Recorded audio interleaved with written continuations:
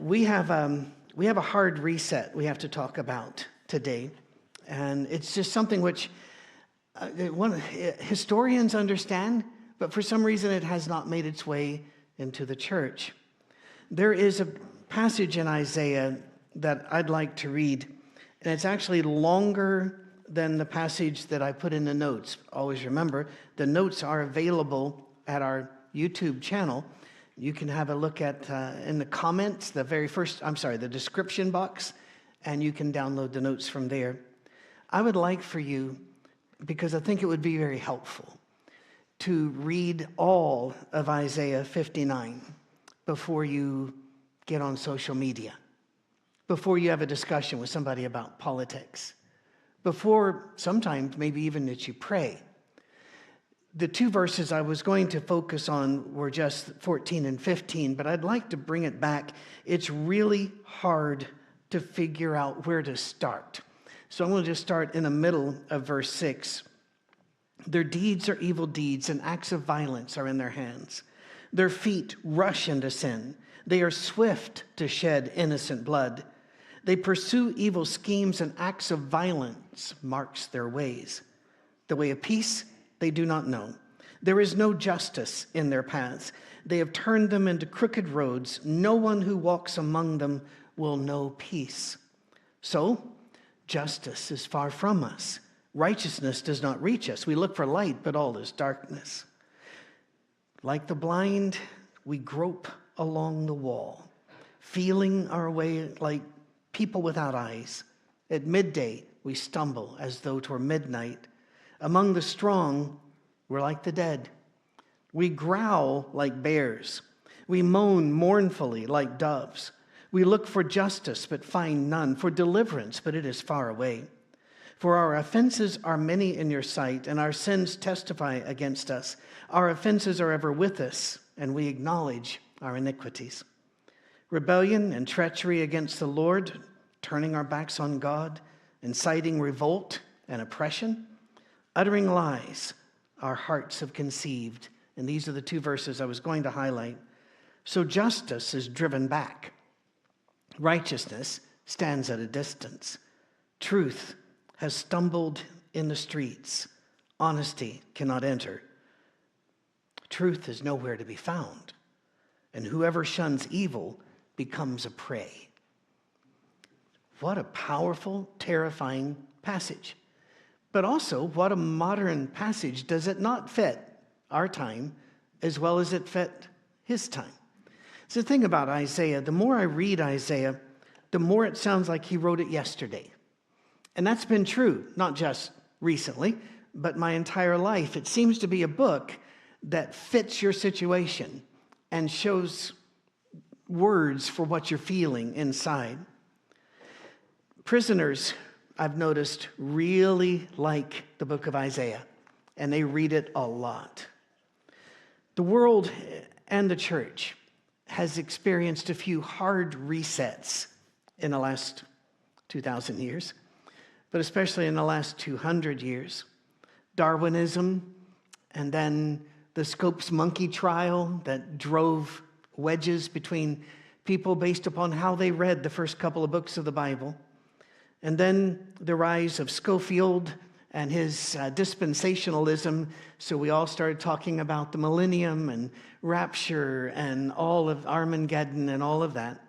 American fundamentalism rose in its wake. The evangelical movement was another hard reset. The 1960s countercultural movement was also an earthquake that reset our society.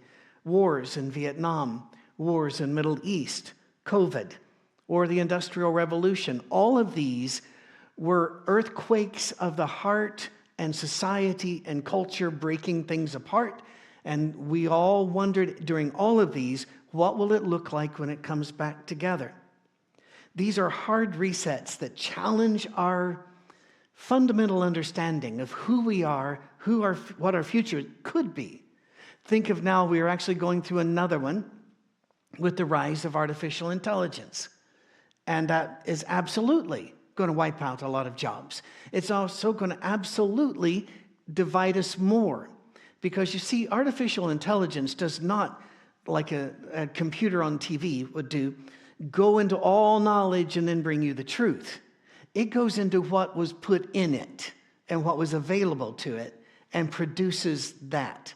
And garbage in, garbage out is much harder to recognize when you're letting artificial means do your research.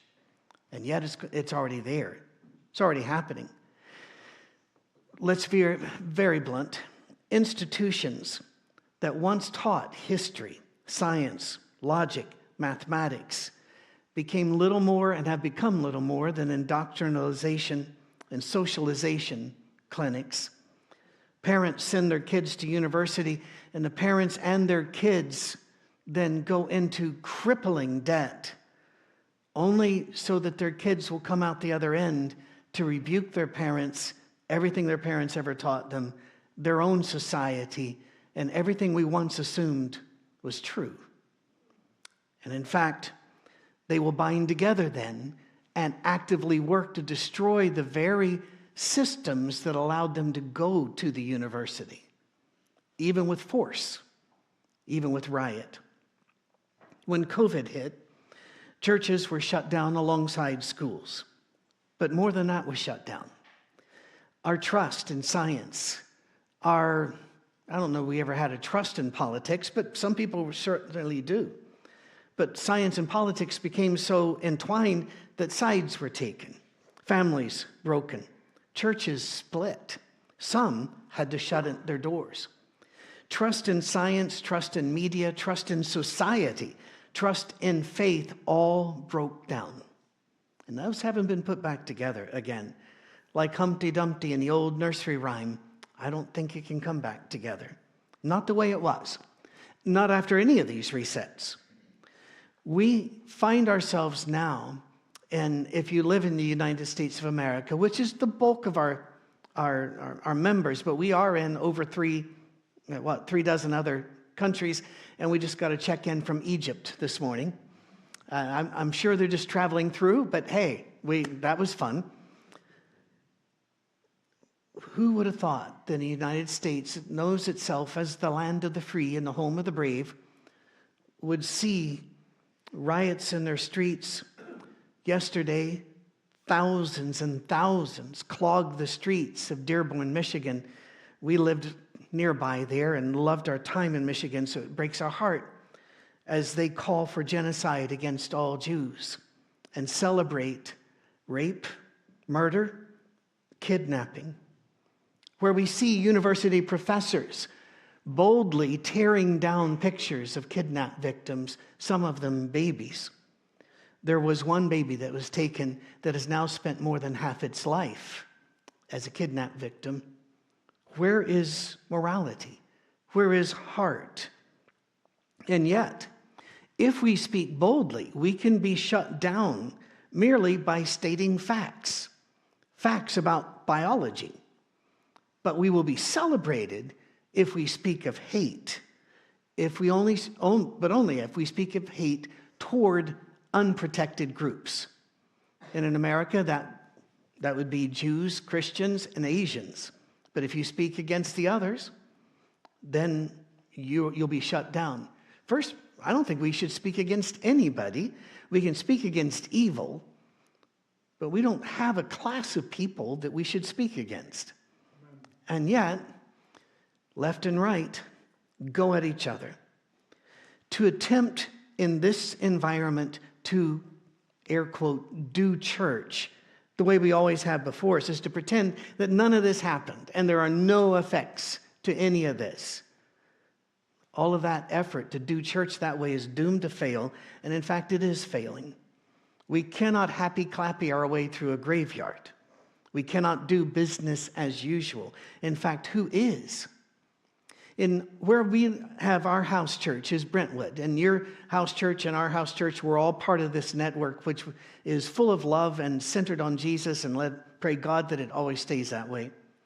But we are in a very unique place geographically and culturally in that we actually have a functioning mall that still works. Who knew? And yet, as you walk through that one, there are even a few stalls that aren't there and a few stores that aren't there. And as you go into Main Street, I went into Main Street of one of our areas here recently to buy gifts for my wife. We don't do presents as such because it's not like if I want something, I can't afford it, but she can, or vice versa, because the money's in one pot. So we don't do that, but we'll buy little trinkets or candies or something for stockings. So that's why I was shopping, which is not something I do a lot of. And as I walked, all the shops, not all, but many of the shops I was expecting to see weren't there. The hard reset of COVID and the rise of the internet and the monstrous things you can buy off of there, monstrous companies. We can't pretend this hasn't happened. We have to deal with this. And yet, that said, we still believe that Jesus Christ is the Son of God. We still believe that God the Father is sovereign. We still believe that the Holy Spirit has not retired, but is still at work. We also believe that people still need Jesus, and they need a community of faith. So, how do we proceed? Well, I think it might be instructive to look at the first century Christianity, and then we're going to do this all the way up to Easter. We're going to take a look at how the church worked in its world and how it failed and what went right and what went wrong all the way up to the present day. We're not going to do just history lessons and talk about this church was formed, and it's not like that. It's about what do we do with the world we inherited, because it is not the same as the world that Jesus did. Jesus was born into one world and radically different. The apostles were sent into another one. Whenever people say we want to be like the first century church, I smile. I don't say anything because there's no reason to argue with people, but the fact is, what church are you talking about? Corinth? Philippi? Thessalonica?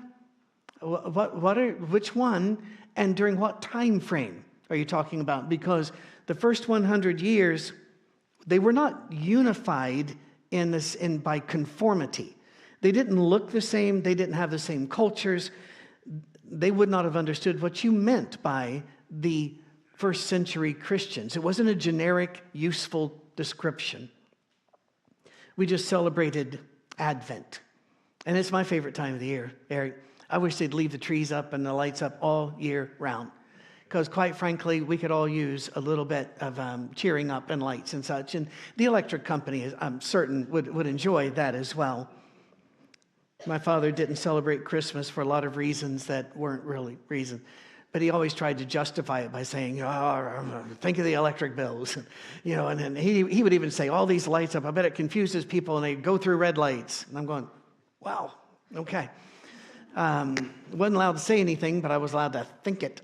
Anyway, we just celebrated Advent, so the story is fresh in our minds. Jesus was born, this is what we don't often get, into a community that was ready to receive him. Now, hang on. You might think, well, many rejected him. Didn't they kill him? Absolutely. They were willing to receive him as a child. Every child was born into a community, a place, an identity. From the moment they were born, all through their lives, they knew what the social contract was. They knew they had been prepared to be a people. In fact, later, when talking about how Gentiles will come into the faith, we are told you will no longer tell your children, know the Lord, because they'll already know the Lord. What that means is this: in Jesus' world, the world into which he was born, every child understood all of this, but there came a certain time where they would sit down with him and say, here is why we are a united people. You need to know the Lord. Whereas the people that would come in later would come in because they had met or found the Lord. And now they come in. So I don't have to, on a Sunday morning, look around at the gathered folk here and there and say, you need to learn who Jesus is because you already knew or you wouldn't be here. I'm aware we have some agnostics and atheists who watch. By the way, thank you for your emails. Every single one that I've received in 3 years has been respectful. Honest questions. Love honest questions, but respectful. Thank you. The rest of us, we know the Lord. 2,000 years by some reckoning, of preparation had formed a safe landing space for Jesus. And I do hate to blow up one of the stories, one of the memes of Christmas, when they say he was no room in the inn, he had to be born in the manger, and swaddling clothes. I was told those were old rags. No, swaddling clothes back then, they were clothes that you used for babies. And the manger would have been attached to the inn. It would have been part of the house. It's where you put guests that arrived when you didn't have room in your house. And so it wasn't like he was born rejected. No, he was welcomed in the heavens, but also in that community. Think about this. For at least 1,000 years, and again, by some reckoning, 2,000 years, this community had the same songs, the same stories, the same schools, the same synagogues, which means congregation, the same temple to really concentrate it all, the center and focus, the same rituals, the same clothing, the same commerce, the same rules about commerce and marriage. All were wrapped up in the same social contract and accepted by all. When Jesus came, he didn't need to tell people who Abraham was or what the Psalms were, or that a lot of them sounded like complaints. No, they knew that. That was their songbook and their devotion book, and had been for a very long time. He came to a tree full of very ripe fruit, and he said so. In John 4:35, he said that, lift up your eyes. These fields are white unto harvest. These fields have been prepared. Have you been in an orchard? Maybe one of those pick your own things. And if you get there when it's right, you can just kind of shake a tree and the apples come flying. We used to do that just because there was another kid there. We wanted to get hit with apples. But you also, and again, those kind of apples you generally are making quickly into a pie or applesauce because they're going to bruise. But that's the easiest way to get them. They're ready. It's low-hanging fruit by another metaphor. They had read Isaiah many, many times. They knew Isaiah 53. They wouldn't have called it that because they didn't divide it by chapters, but they knew the suffering servant. And when Jesus appeared, many of them recognized him because they had been prepared. In fact, John the Baptist had done a lot of the grunt work right before he showed up.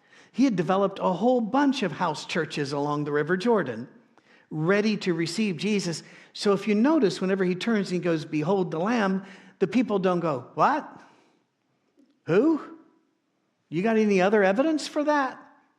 Well, I don't know. No, they flocked to Jesus. Why? They knew what that meant. They understood the metaphors. They understood the prophecies. They understood the stories. They were ready to receive. And in fact, that's why the authorities killed Jesus, not the Jews. The religious authorities and also the secular authorities who wanted to keep their power at any cost. The common people, the scripture says, heard him gladly. They had been prepared. On Pentecost, we're skipping. On Pentecost, after the ascension of Jesus, when Peter and the rest of the apostles stood and preached, 3,000, it says, were baptized. And then shortly after that, 5,000 more. Wow. By the way, get out of your head. When I was a boy, I wondered about this. How do you speak to 5,000 people, 3,000 people, whatever, without microphones? There would have been some standing and proclaiming, but if you read Acts chapter 2, you can say that sermon in 10 minutes, easy, if you're a slow reader. The apostles and Peter would have been wandering through the crowd, saying these things, answering these questions. It would have been all day long. I've even had people say, "You can't baptize 3,000 people in a day." Sure you can. They're baptizing each other. That's quick. Not a problem. And they had a lot of pools around them.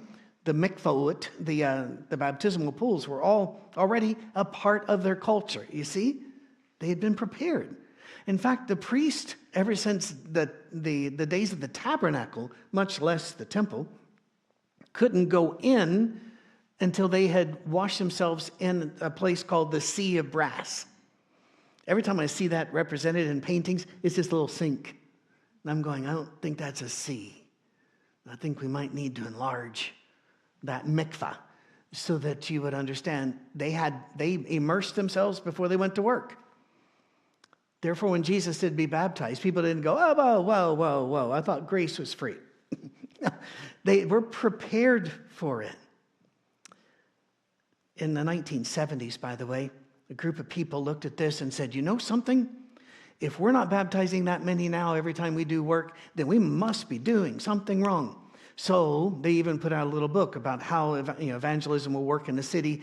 And they became part of a movement in American religious movement that grew like crazy for a while and then sputtered and grew. It started Crossroads, and they called themselves Boston. Eventually they called themselves the International Churches of Christ, and they just and then they went down because the method didn't work. And that's the way it's always been. In the early 1900s in America, there were several charismatic movements. They said, you know something? This should be normative, this amount of baptisms. We must not be doing something. And they decided what we had missed were miracles and tongues and speaking of this sort of thing. And we don't ridicule anybody for believing something that we don't on that. That's, who are we to say? I never argue with anybody's experience. But what I will say is it didn't bear the fruit that it was promised to bear. Why? Because we'd already seen the low-hanging, prepared fruit fall. That world was highly unique. One of the first sermons here, maybe in the first 6 months, and you can search this, just a little tip. If you go to Our Safe Harbor Church on YouTube, you will see a bunch of stuff. If you want to search for a particular term, some of you have let me know you can't find it. When I find out you're typing in the top box, don't do that. Go to our channel. If you look lower, and then off to the right, there's a little magnifying glass in that box. You do up here, it searches all of YouTube. Never safe. Over here, it just searches our page. All right, so there you go. First 6 months or so, I talked about cargo cults, which still exist in New Guinea, where they will sit and make desk and papers and radios and such. Really, it's just a bunch of woods and vines, because they believe if they get it just right, that big ships will come and bring them goods, because it happened once during World War II. It's a really fascinating thing. Just look up cargo cults. Very fascinating. A lot of churches are cargo cults. If we get this just right, everything's going to come in. Everything will be great. We'll be baptizing them by the thousands. Our hands will always be wrinkly because we're always in that baptistry. And yet, there is no magic combination of words and phrases or actions. I remember we'd first come back to America just very shortly, and I won't say the name of the individual, and I won't say the name of the thing, but he had a particular evangelistic way of doing things, and in our tribe, people were adopting it really quick, and they were ready. They were ready to do it. And he called and he said, I want to do one of my seminars at your church. And I said, no, that's all right. We're good. And he was going, and basically, he called me back. Basically, he accused me of not loving people or wanting them to go to heaven because I wouldn't take his method and teach our people his method. And if I were to name him and the method, 98% of you will have never heard of it because it didn't work except at first, the low-hanging fruit. That's what it got. The thing is, Acts chapter 1 is not, and Acts chapter 2, they're not normative. How can I say that? I can say that because you don't see it repeated. Not even in the Bible do you see it repeated. Instead, you have people looking at Paul saying, I think all this has driven you crazy. Are you trying to persuade me to be a Christian? What happened?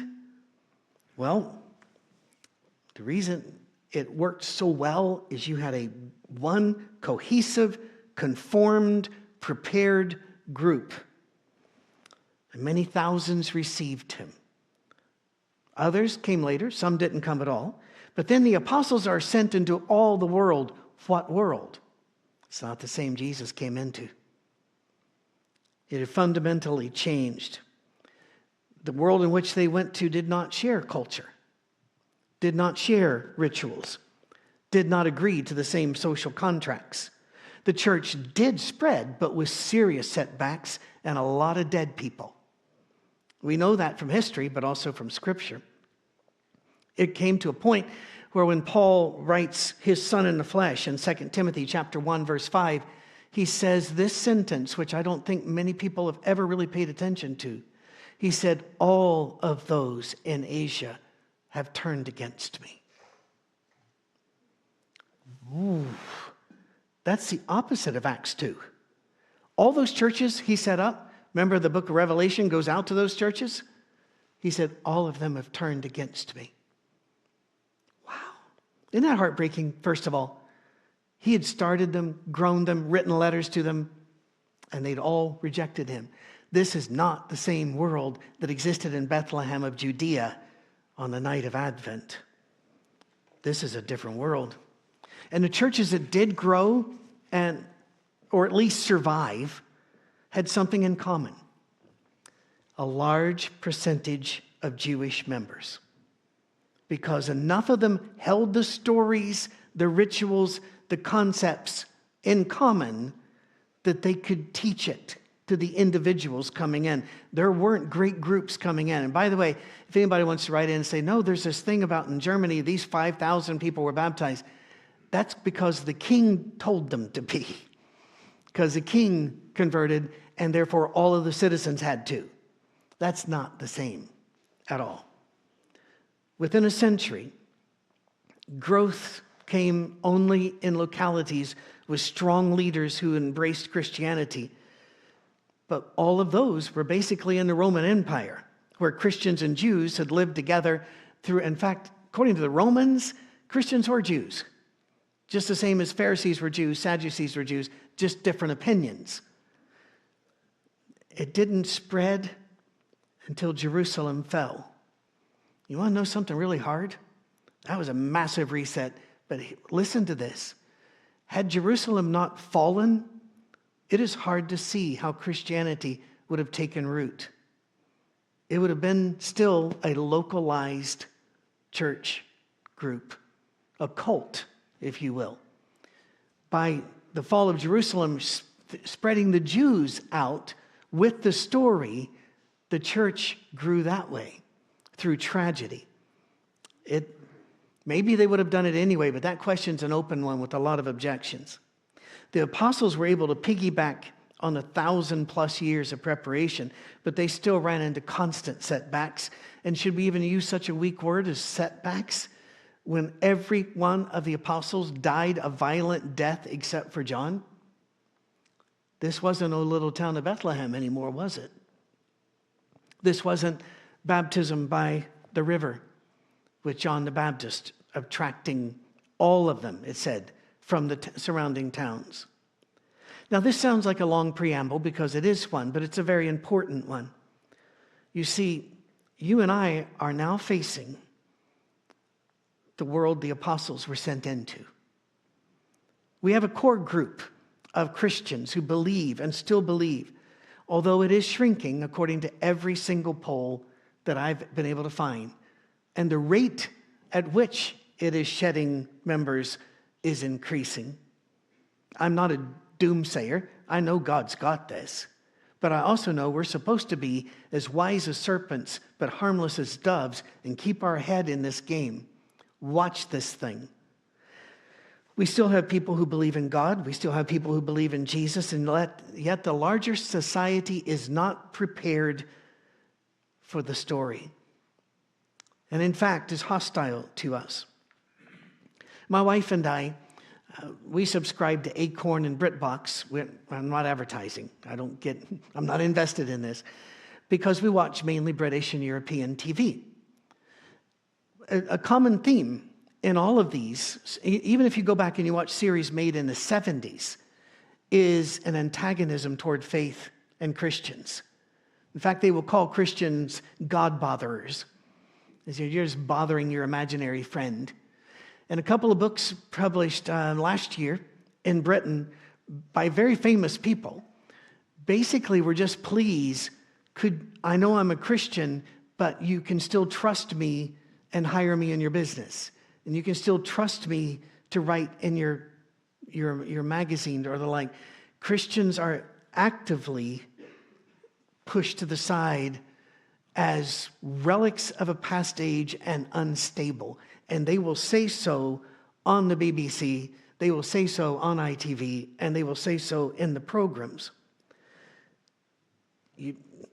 What do you do there when you cannot be trusted in the public eye, in education and business or the like, because you happen to believe a story that the world is not prepared to hear? You can work on it. I mean, the very land that, however, that gave us beautiful churches and majestic, soaring hymns is now actively anti-Christian. Faith is mocked. And it's already happening here, and you know it. In Hollywood and the music world, they're not going to embrace you if you embrace Jesus.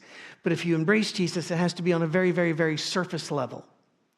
You have people like Jim Caviezel, who, by the way, I don't know what he's like as a human being, but he portrays Jesus a couple times, and what happens? The offers dry up. They're gone. It's typical. And political leaders from both sides, please, both sides, they claim to embrace faith, and they will celebrate abortion or they will celebrate anti-abortion, and both hold up Bibles for a photo shoot. There's something deadly wrong here. Here's the issue. Our people, look out through the windows from your house church. Those people out there have no Christian memory. They are clean slates.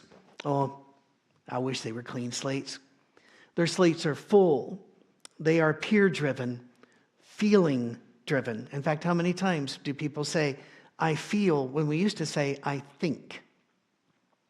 Feelings. In fact, I've seen t-shirts that says, my feelings don't care about your facts. And I'm going, physics is physics. Which facts are you ignoring?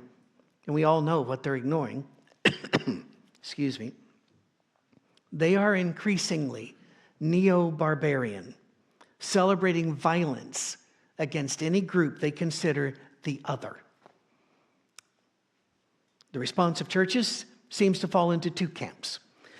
Forgive me for painting with such large brushes, but this is a sermon, not a semester course. So one does need to trim some things down. One group accommodates the world and goes along with it, accepting much of what the mob demands. Not to pick on any church, but it's in the news that in the last couple of weeks, the Methodist Church has asked its pastors to eliminate the terms husband and wife as being offensive to those who see themselves as other and who do not like terms of ownership. Have you noticed, if you watch a lot of HGTV, which I do because I'm married to a designer and that's the law, that it is no longer a master bedroom or a master suite? I'm not allowed to say it. It has to be a main bedroom. That's it. Why? Because the mob demands it. And so a lot of churches go right along, and yet this same church, the Methodist Church, tells us that at their rate of shrinking, and they closed some seminaries recently, that they will be extinct by 2050. The other group decides what we need to do is make our sermons, our songs, and our plans and our programs as if today was the first Sunday of 1957. And they ignore the changes, and therefore they have no effective way to engage this secular, postmodern, neo-barbarian world in which we find ourselves. It looks a lot like the world of Isaiah 59. And that should give us courage. I don't wake up in the morning going, oh boy, this is going to be tough. It's a target-rich environment, frankly. If the apostles faced the world like ours, except with added violence, no Bill of Rights, no Charter of Rights if you're in Canada, no Constitution, whether written or in British territories, unwritten, just the whole body of the law. If they face that, we can too. And we can build faith communities here if we do it right and we're smart and we pray with our eyes open and we keep our heart open, our hands free of weapons. We're not going to hurt people. We're not going to attack them. We are going to serve them. Years ago, I read a book by George Hunter III. Not George Hunter the first or second. We don't even know those people. George Hunter III, called The Celtic Way of Evangelism. I bought a bunch of copies and gave it to church leaders. I never met one who ever read it after I came back and asked. It's a little book. And then there was another classic bestseller about the same time by Thomas Cahill, How the Irish Saved Civilization. Now, if you're thinking, all right, of course you would like that. No, we'll get into it. But that's a historical fact that we know, that when Europe went dark, in Ireland, the writing continued. The study continued. The books survived, like the Book of Kells, for example. They survived all of this, and therefore, when Europe was ready to turn its lights back on, the Irish were able to provide books that had been completely lost for hundreds of years. We'll get more to that later. But in those two books and in history, there's a roadmap laid out for us if we will just pay attention. We're going to wrap this up today, but we're really just launching. This is like one of those Hot Wheels ramps that your kids might have made. You know, we're firing it off now. I'm not going to tell you where we're going to land. We're going to work on that. Sometimes mid-flight is the best time to figure out where to land. Let's go back to that first century of faith, roughly AD 40 to 140. Churches didn't look like they look today. Even those that say we are a New Testament church, no, you're not. They didn't have any of that stuff. They didn't have performance-centered worship. They didn't have massive staffs and huge bands and huge budgets and endless bureaucracy to get anything done. They didn't have complex administrative systems, and they didn't try to duplicate a church that's 2 blocks down the street, but it has a different name on the sign. No. AD 40 to 140 churches centered around people at home or some other setting, but smaller groups who shared, as was read to us today by Carol, who shared their food, who shared their goods. Giving was a way of life, not a date on the calendar. And showing love to others, including those outside of their faith community. It'll be a challenge to get where we need to be to understand that the world in which Jesus came was a very different world than the world into which he sent his people, including us.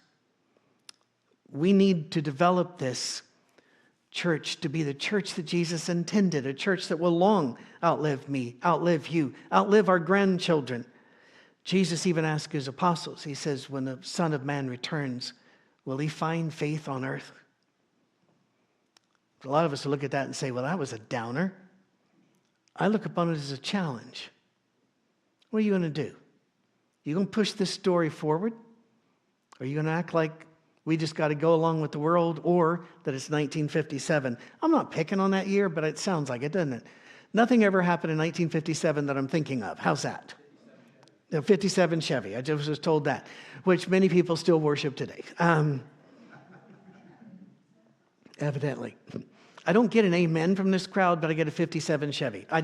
This is a different kind of church. I just want you to know that. We will spend the next few months laying out a path. Scripture, history, and our own experience have to match. We can do that. And it's a path that you can thrive on. I believe it. I believe whether you have a house church of 30 plus or whether it's you alone on a couch, you can survive. Even if you add us on, like many do, and that's fine. It's fine to a brick and mortar community. We have many more watching during the week than we do on Sunday morning. We get that. That's all right. But we want to give you a path where this will survive. It won't be instant. And we don't like that, do we? Often say trying to describe my father, who would have been 93 today had he stayed with us. as a man that would stand in front of a microwave going, come on. He was also the only man I've ever met that could make a Jehovah's Witness go, we've really got to be going. We have a difficult individual. We want it instant. We want it now. Not going to happen. It is not going to happen. In fact, God even told that to some people. Jeremiah had been ripped out of that community and was now in a refugee community. And God told him, you're going to have this entire job for your entire life, and you will have no converts. And Jeremiah said what we would all say, and that is, I think you've got the wrong house. I'm not a prophet. I don't want that job. God says you're going to take it anyway. And he never had a good day. Jeremiah never had one good day. And yet, without him plowing some ground, maybe not even that, maybe just pulling some rocks out so that somebody else could eventually plow the ground, we wouldn't be where we are. Are we willing to be the generation that does not see the 3,000, but prepares a community that will hear the story, become cohesive enough to where they will see the thousands? Are we ready? Churches in Africa have asked me to come over. They've been part of our safe harbor for a long time. Epaphras, hi, I know you're checking in. And I'm planning to go over in June if we can get the money and the things put together. And I asked him, what do you want? What do you think the schedule should be for the 2 weeks, 2.5 weeks? He wrote back and he said, just bring what God brings you. I'm going, first of all, it takes some of the load off and puts a whole lot more on. But yeah, okay. Just take what God has given you. It won't be spectacular. It won't be instant, but it has been laid out for us ever since the writing of Deuteronomy 6. These are the commands, decrees, and the laws your Lord, your God, directed me to teach you to observe in the land that you are crossing the Jordan to possess, so that you, your children, and their children after them may fear the Lord your God as long as you live, by keeping all his decrees and commands that I give you, so that you may enjoy long life. Hear, Israel, and be careful to obey, that it may go well with you, and that you may increase greatly in a land flowing with milk and honey, just as the Lord, the God of your ancestors, promised you. Hear, O Israel, Shema Israel, Adonai Chenu, Adonai Echad. Hear, O Israel, the Lord our God, the Lord is one. Love the Lord your God with all your heart, with all your soul, with all your strength. These commandments that I give you today are to be on your hearts. Impress them on your children. Talk about them when you sit at home, when you walk along the road, when you lie down, when you get up. Tie them as symbols on your hands. Bind them on your foreheads. Write them on the doorframes of your houses and your gates. Then, skipping down to verse 12. Be careful that you do not forget the Lord, who brought you out of Egypt, out of the land of slavery. Fear the Lord your God. Serve him only and take your oaths in his name. Do not follow other gods, the gods of the people around you. For your Lord your God, who is among you, is a jealous God, and his anger will burn against you and destroy you from the face of the land. Well, there are two different paths laid out. What if we are not a church that you come to and you observe a performance and then you go away having satisfied the requirements of the church? What if we are a church, whether brick or mortar or part of our safe harbor, that does this along the way? As we sit in our homes, as we stand, as we lay down, as we walk on the road, we slowly piece our world back together so it's ready to hear the story. More next week.